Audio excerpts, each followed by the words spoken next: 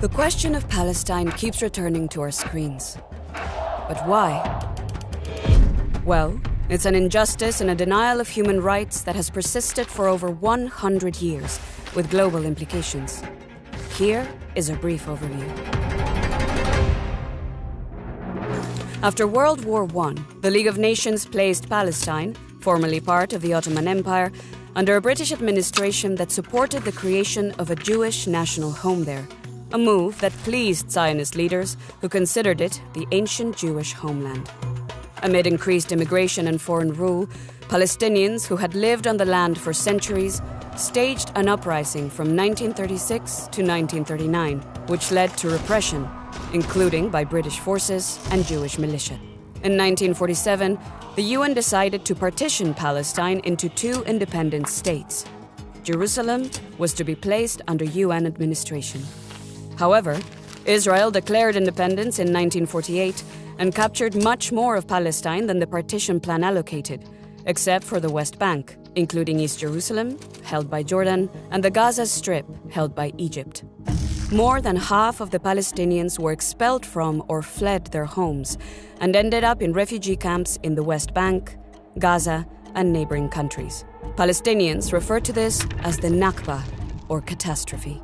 They remain refugees to this day, mostly relying on the UN Palestine Refugee Agency, which was created specifically for this case. In the 1967 Six-Day War, fought between Israel and neighboring Arab states, an additional 500,000 Palestinians were forced to flee. Israel occupied Gaza and the West Bank and annexed East Jerusalem, including the Old City.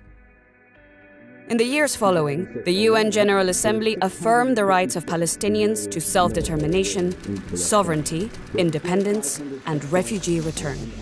In 1974, it recognized the Palestine Liberation Organization, PLO, as the sole legitimate representative of the Palestinian people.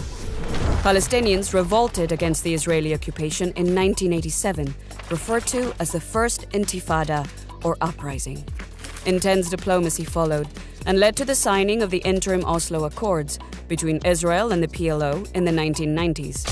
Palestinians recognized Israel, and the Palestinian Authority was established to govern parts of the West Bank and the Gaza Strip. Further negotiations failed to resolve the remaining issues, as Israel expropriated Palestinian land and continued to transfer its population to illegal settlements in occupied Palestinian territory. During the Second Intifada in 2000, armed clashes and bomb attacks ensued. Israel built the West Bank separation wall, much of it inside Palestinian territory, seizing land and restricting freedom of movement. The International Court of Justice determined that the wall inside Palestinian territory was illegal. In 2005, Israel withdrew troops and settlers from Gaza. After an armed takeover by Hamas, Palestine's Islamic resistance movement, in 2007, Israel imposed a blockade on Gaza, which has caused a deepening humanitarian crisis, along with Palestinian resistance. Palestine became a UN non-member observer state in 2012, and a few years later, the Security Council demanded that Israel cease illegal settlement activity. However, settlements continue to expand.